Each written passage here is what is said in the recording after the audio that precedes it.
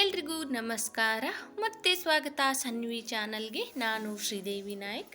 ಇವತ್ತು ನಾನು ಆಲೂಗಡ್ಡೆಯ ಪರೋಟ ಹೇಗೆ ಮಾಡೋದು ತೋರಿಸ್ಕೊಡ್ತಾ ಇದ್ದೀನಿ.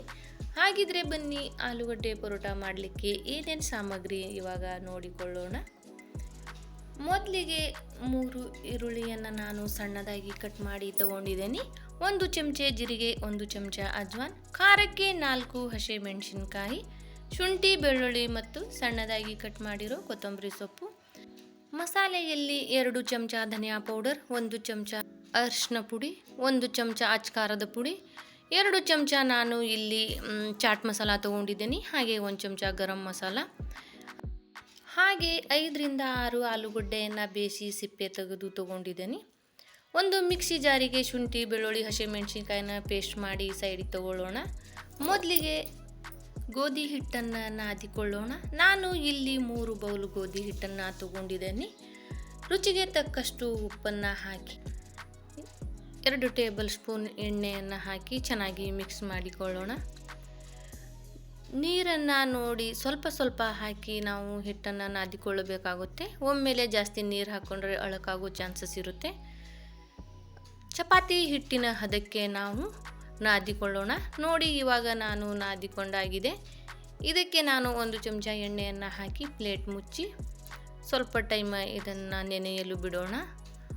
ಒಂದು ದೊಡ್ಡ ಬೌಲ್ ತಗೊಳ್ಳೋಣ. ಇವಾಗ ಬೇಯಿಸಿರೋ ಎಲ್ಲ ಆಲೂಗಡ್ಡೆಯನ್ನು ಹಾಕಿ ಇವಾಗ ನಾವು ಸ್ವಲ್ಪ ಸ್ಮ್ಯಾಶ್ ಮಾಡಿ ತಗೊಳ್ಳೋಣ. ಯಾವುದೇ ರೀತಿ ಗಂಟು ಇರದಂಗೆ ನಾವು ಇದನ್ನು ಸ್ಮ್ಯಾಶ್ ಮಾಡಿ ತಗೋಬೇಕಾಗುತ್ತೆ. ನೋಡಿ ನಾನು ಸ್ಮ್ಯಾಶ್ ಮಾಡಿ ತೊಗೊಂಡಿದ್ದೀನಿ. ಇದಕ್ಕೆ ನಾವು ತೊಗೊಂಡಿರೋ ಎಲ್ಲ ಮಸಾಲೆ ಪದಾರ್ಥಗಳನ್ನು ಹಾಕಿಕೊಳ್ಳೋಣ. ಜೊತೆಗೆ ಶುಂಠಿ, ಬೆಳ್ಳುಳ್ಳಿ ಮತ್ತು ಹಸಿಮೆಣಸಿನ್ಕಾಯಿ ಪೇಸ್ಟ್ ಹಾಕ್ಕೊಳ್ತಾ ಇದ್ದೀವಿ. ಸಣ್ಣದಾಗಿ ಕಟ್ ಮಾಡಿರೋ ಈರುಳ್ಳಿ, ಹಾಗೆ ಸಣ್ಣದಾಗಿ ಕಟ್ ಮಾಡಿರೋ ಕೊತ್ತಂಬರಿ ಸೊಪ್ಪು, ರುಚಿಗೆ ತಕ್ಕಷ್ಟು ಉಪ್ಪನ್ನು ಹಾಕಿ ಚೆನ್ನಾಗಿ ಮಿಕ್ಸ್ ಮಾಡಿಕೊಳ್ಳೋಣ. ಆಲೂಗಡ್ಡೆಗೆ ಎಲ್ಲ ಮಸಾಲೆ ಹತ್ತೋ ಥರ ನಾವು ಚೆನ್ನಾಗಿ ಮಿಕ್ಸ್ ಮಾಡಿಕೊಳ್ಬೇಕಾಗುತ್ತೆ. ನೋಡಿ ಇಲ್ಲಿ ನಾನು ಚೆನ್ನಾಗಿ ಮಿಕ್ಸ್ ಮಾಡಿ ತೊಗೊಂಡಿದ್ದೀನಿ. ಇದನ್ನು ಇವಾಗ ಸೈಡಿಗಿಟ್ಟು ಪರೋಟ ಹೇಗೆ ಮಾಡೋದು ತೋರಿಸ್ತಿದ್ದೀನಿ ಬನ್ನಿ. ನಾನಿಲ್ಲಿ ಚಪಾತಿ ಮಣೆಯನ್ನು ತೊಗೊಂಡಿದ್ದೀನಿ, ಹಾಗೆ ಸ್ವಲ್ಪ ಉಳ್ಳಿಯನ್ನು ಮಾಡಿ ತೊಗೊಂಡಿದ್ದೀನಿ. ಚಪಾತಿಗೆ ಯಾವ ಥರ ಉಳ್ಳಿ ಮಾಡ್ತೀವಲ್ಲ ಆ ಥರ ಸ್ವಲ್ಪ ನಾವು ಒಂದು ಪುರಿ ಟೈಪು ಲಟ್ಟಿಸ್ಕೊಳ್ಳೋಣ ದಪ್ಪದಾಗಿ. ಅದಕ್ಕೆ ನಾವು ಮಾಡಿಟ್ಟಿರೋ ಮಸಾಲೆಯನ್ನು ಹಾಕಿ ಸ್ಟಬ್ಬಿಂಗ್ ಮಾಡ್ಕೊಳ್ಳೋಣ. ಚೆನ್ನಾಗಿ ಮಸಾಲೆ ಹೊರಗೆ ಕಾಣ್ದಂಗೆ ಅದನ್ನು ಒಳಗೆ ಮುಚ್ಚಿ ಉಳಿದಿರೋ ಹಿಟ್ಟನ್ನು ನಾವು ಅದರ ರೌಂಡ್ ಸೇಪಿಗೆ ತಂದು ಉಳಿದಿರೋ ಹಿಟ್ಟನ್ನು ತೆಗೆದುಬಿಡೋಣ. ಒಣ ಹಿಟ್ಟು ಸ್ವಲ್ಪ ಸ್ವಲ್ಪ ಹಚ್ಚಿ ನಾವು ಲಟ್ಟಿಸ್ಕೊಳ್ಳೋಣ.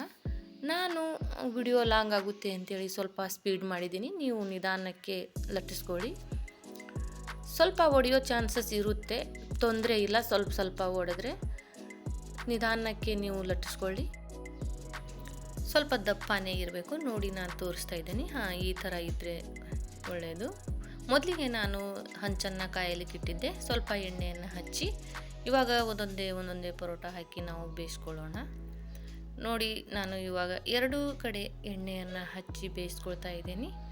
ಅದೇ ರೀತಿ ನಿಮಗೆ ಇನ್ನೊಂದು ಪರೋಟನ ಹೇಗೆ ಮಾಡೋದು ತೋರಿಸ್ಕೊಡ್ತಾ ಇದ್ದೀನಿ ನೋಡಿ.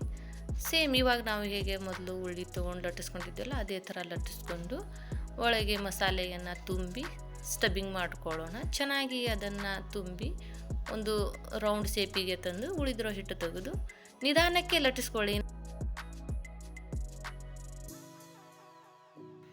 ಸೇಮ್ ಇವಾಗ ಅದು ಯಾವ ರೀತಿ ಮಾಡಿದ್ವಿ ಅದೇ ರೀತಿ ಮಾಡಿ ಎಣ್ಣೆಯನ್ನು ಹಚ್ಚಿ ನಾವು ಬೇಯಿಸ್ಕೊಳ್ಳೋಣ.